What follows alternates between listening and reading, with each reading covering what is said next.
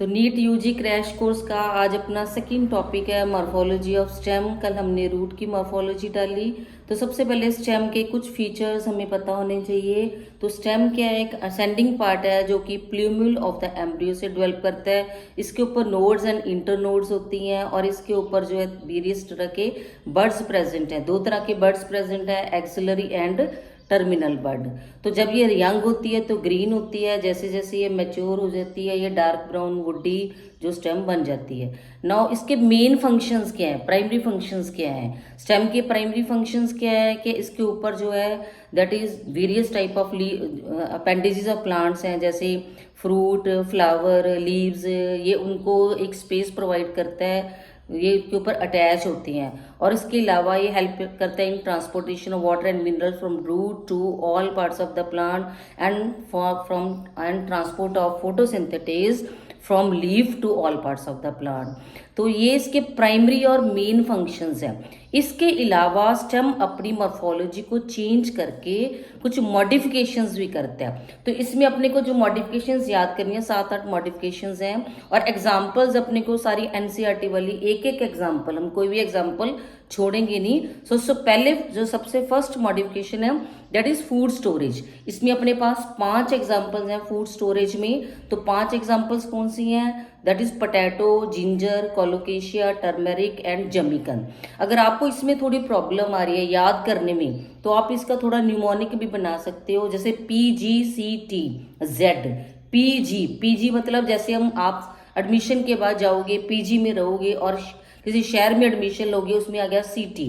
PG potato, जी ginger हो गया, सीटी हो गया कोलोकेशिया एंड टर्मेरिक, और लास्ट में आ गया दैट इज जमीकंद। ठीक है, तो ये एग्जांपल्स होगी फूड स्टोरेज की। ठीक है, सेकंड एग्जांपल है इसमें टेंड्रिल के जो एक्सिलरी बर्ड्स होते हैं स्टेम के, they get modified into wiry cylinder structures which help in the support. So इसमें टेंड्रिल्स में अपने पास भी 2 एग्जांपल्स हैं एनसीईआरटी के हिसाब से, that is gourds and grape wine.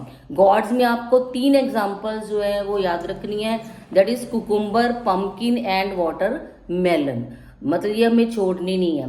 तो ये हो गया स्टेम टेंड्रिल। थर्ड जो अपनी मॉडिफिकेशन है दैट इज थॉर्न्स।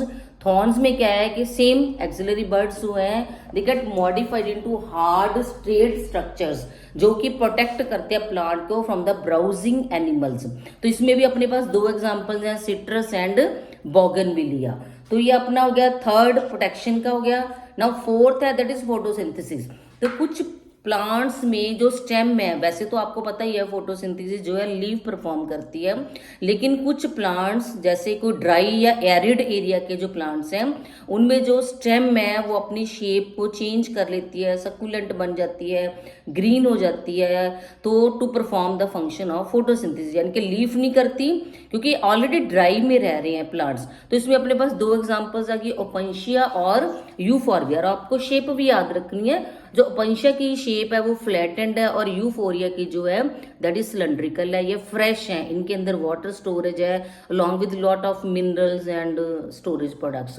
और नेक्स्ट जो फिफ्थ एग्जांपल है अपने पास मॉडिफिकेशन ऑफ स्टेम की, that is for vegetative propagation. तो वेजिटेटिव प्रोपेगेशन में आ गया सबसे पहले रनर आ गया, फिर स्टोलॉन्स आ गया, फिर शक्कर आ गया, फिर ऑप्सट आ गया। ये अपना 4 एग्जांपल्स, 4 टाइप्स हैं और इनकी फर्दर एग्जांपल्स हैं। जैसे रनर क्या है? ये साइनोडॉन या ग्रास में होता है। सो स्टेम क्या है? वो ग्राउंड के साथ साथ रन करती है।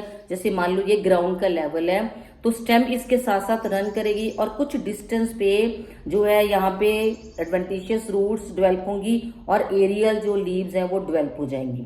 So this is runner, Cynodon की एग्जाम्पल है। उसके बाद नेक्स्ट आ गया स्टोलॉन्स। तो स्टोलॉन्स और शक्कर में बच्चे बहुत कंफ्यूज करते हैं, तो मैं थोड़ा सा कंसेप्ट क्लियर कर देती हूँ। स्टोलॉन जो है वो अबव ग्राउंड होता है। ठीक है, उसमें क्या है, जो मेन स्टेम है, मान लो ये मेन स्टेम है ग्राउंड लेवल पे, तो इसके बेस पे यहाँ से, ये इसका बेस है, इसके बेस से एक स्टेम अराइज करेगी।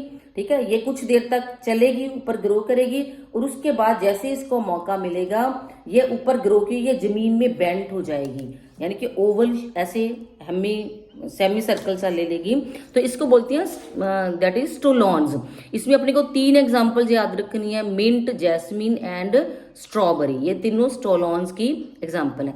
और शक्कर में क्या है, मान लो ये ग्राउंड लेवल है, इसके नीचे ग्रो करेगी, मेन स्टेम के नीचे से जो स्टेम ग्रो करती है, सो दैट इज शक्कर। और एक कुछ देर तक ग्राउंड के अंदर ग्रो करेगी, फिर ये बाहर आ जाएगी स्टेम से, सो दैट इज, इसमें भी अपने पास 3 एग्जांपल्स है, बनाना, पाइनएप्पल एंड क्राइसैंथेमम। अब इनमें भी आप निमोनिक बना सकते हो, जैसे शक्कर का अगर आपको निमोनिक बनाना है, आप बीपीसी, जैसे पेट्रोल पंप है बीपीसी, एचपीसी, तो ऐसे बीपीसी, बीपीसी मतलब बनाना, पाइनएप्पल और क्राइसैंथेमम, ये आपके पास निमोनिक बन गया। ऐसे ही आपका स्टोलॉन्स का निमोनिक भी आप बना सकते हो, MJS, ठीक है। आप शॉर्ट जो फर्स्ट लेटर है उनको जोड़ के किसी चीज के साथ इसको कोरिलेट कर सकते हो आप, ठीक है। फिर उसके बाद आ गया ऑप्सट, इनको हम एक्वेटिक रनर्स भी बोलते हैं। इसमें 2 एग्जांपल्स हैं अपने पास, पिस्टिया एंड इशोर्निया, ये दोनों एग्जांपल्स हैं अपने पास इसकी। सो ये अपने पास सारी मॉडिफिकेशंस होगी। सो टोटल 8 मॉडिफिकेशंस हैं स्टेम की। फूड स्टोरेज हो गया, टेंड्रिल हो गया, देन उसके बाद हो गया थॉर्न्स हो गया, फोटोसिंथेसिस हो गया, देन उसके बाद रनर्स हो गया, स्टोलॉन्स हो गया, सक्कर्स हो गया और ऑफसेट हो गया। सो ये हो गया स्टेम का। तो नेक्स्ट मैं जो टॉपिक उठाऊंगी दैट इज लीफ।